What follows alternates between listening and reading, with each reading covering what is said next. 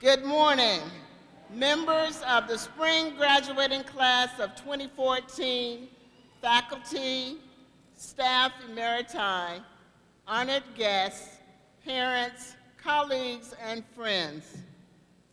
It is my great pleasure to welcome you to the 127th Spring Commencement of the University of Maryland Eastern Shore. This is a very special occasion for all of us, and particularly for the graduates. John Lewis is a genuine American hero and a moral leader who commands widespread respect in the chamber. Please join me in welcoming our commencement speaker, the Honorable John Lewis.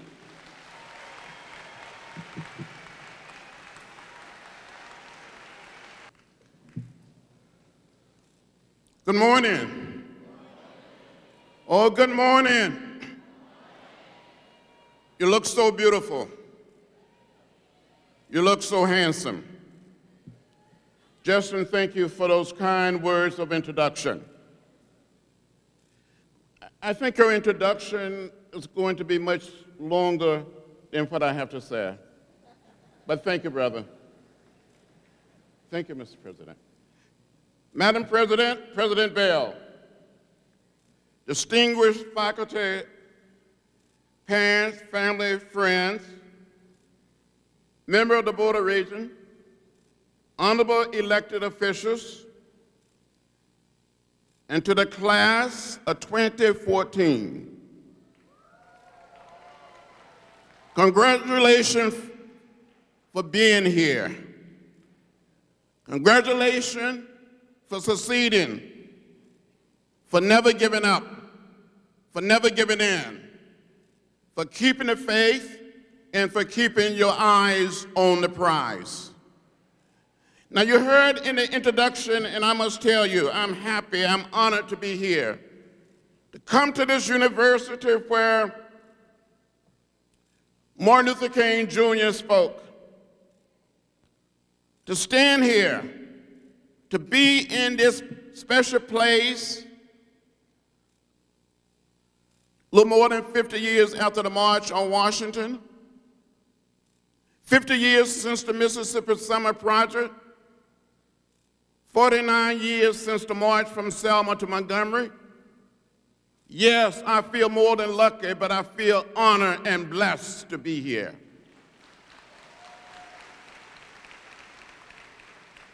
You heard Justin tell you that I didn't grow up in a big city, like Prince Anne, or Buffalo, or New York, or Detroit, or Philadelphia, or Chicago, or Baltimore. I grew up on a farm in rural Alabama. My father was a sharecropper, a tenant farmer.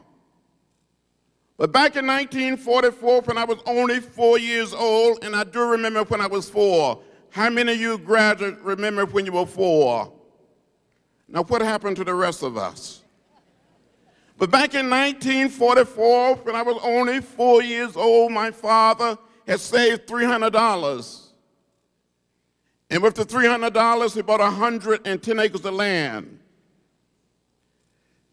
We still own that land today.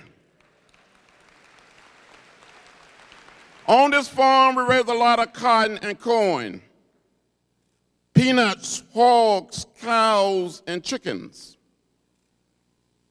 On the farm, it was my responsibility to care for the chickens.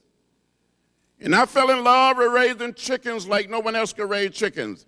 I know you graduates don't know anything about raising chickens. You may know something about Popeyes, Kentucky Fried, Chick-fil-A, Bojangles, but you don't know anything about raising chickens.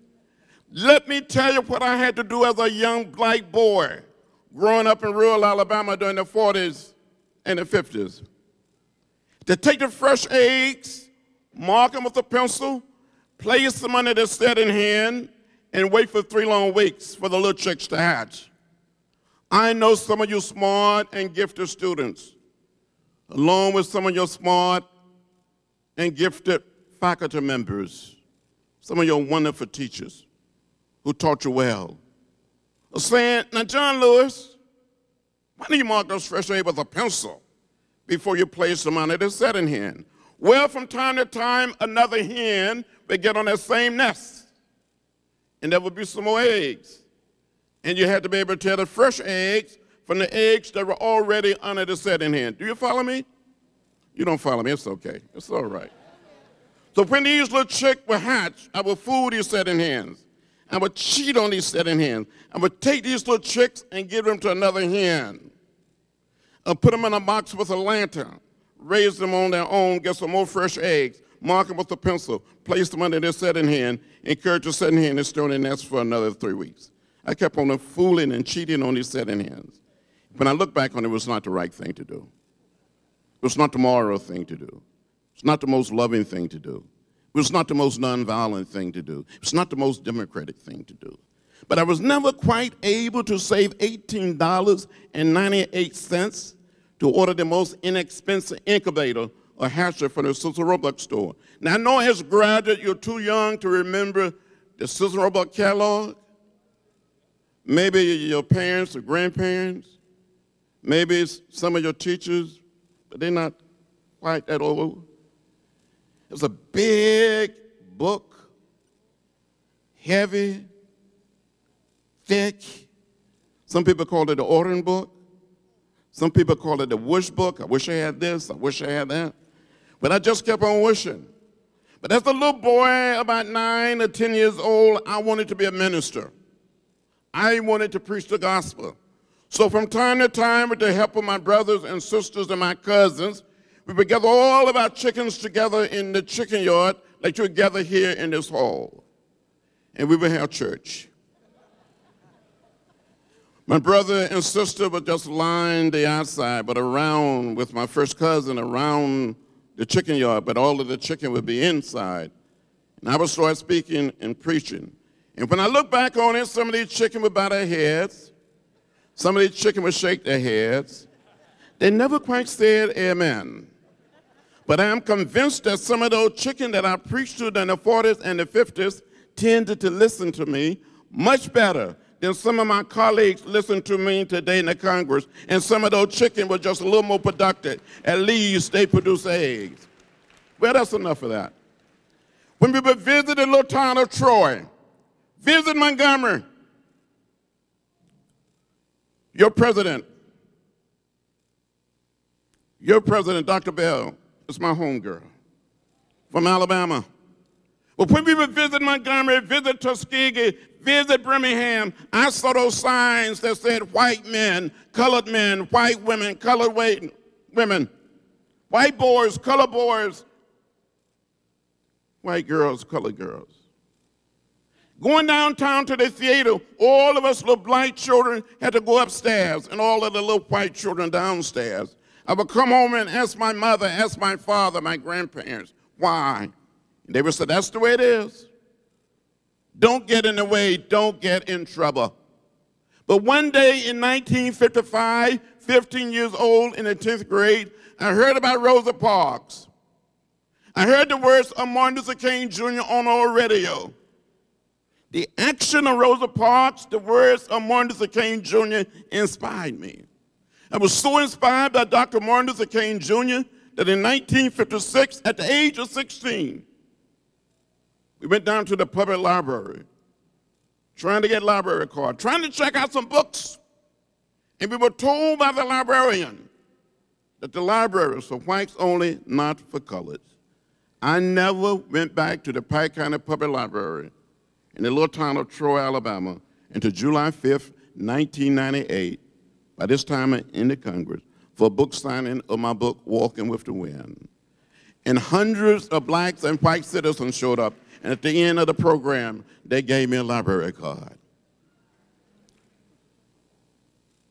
Dr. King, that I met in 1958, met Rosa Parks in 57.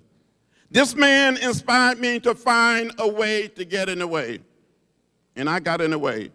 I'm saying to you, as you leave this great university, the University of Maryland Eastern Shore, as you leave here, find a way to get in the way. Find a way to get in trouble, good trouble, necessary trouble, make our country what our country should be, and help change the world. You can do it. You have received a good education. You cannot just stay and be still. You got to get up, speak out, and move your feet. Move your hands and make some noise. The world is waiting for you. When I was in school, when I was sitting in, getting arrested and going to jail, been beaten and left bloody and unconscious, we hadn't heard of the internet.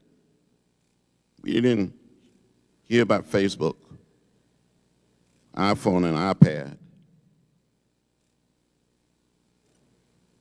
We didn't have a cellular telephone. We didn't even have a fax machine.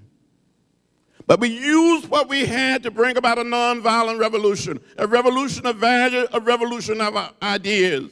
So as young people, you have the energy, you have the education. Commit yourself to help mold and shape this little planet we call Earth, and leave this little piece of real estate a little greener, a little cleaner, and a little more peaceful for generation yet unborn. Yes, I know your teachers, I know your president have said to you, do well and you should do well. But others have said, do good. Get in some good trouble. Just think a few short years ago, people in our home state, many could not register to vote. People had to pass a so-called literacy test. There were black lawyers and teachers and doctors, college professors were told they could not read or write well enough. There were some people that were asked to count the number of bubbles in a bar of soap, the number of jelly beans in a jar, but we changed that. If someone had told me when we were walking across that bridge in Selma, been beaten, left bloody, and unconscious, that one day I would live to see a man of color as president of the United States, I would have said, you must be crazy, you must be out of your mind. That one day I would have an opportunity to travel to South Africa and meet Nelson Mandela and said to him, Mr. Mandela, I'm John Lewis. He said, John Lewis, you don't need to tell me anything about you. I know all about you. He said, your movement inspired us.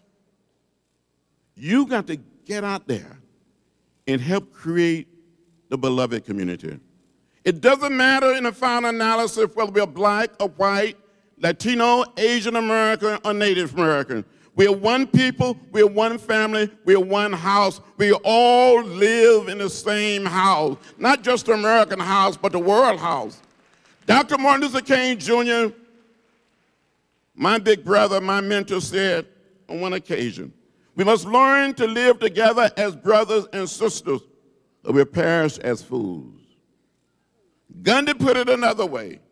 It is nonviolence or non-existence. Can we live in peace? Can we just get along? One of the people that beat me and left me bloody and unconscious on May 9, 1961 during the Freedom Rides, came to my office in Washington a month after President Barack Obama had been inaugurated with his son and said, Mr. Lewis, I am one of the men that beat you. I was a member of the Klan. He said, I want to apologize.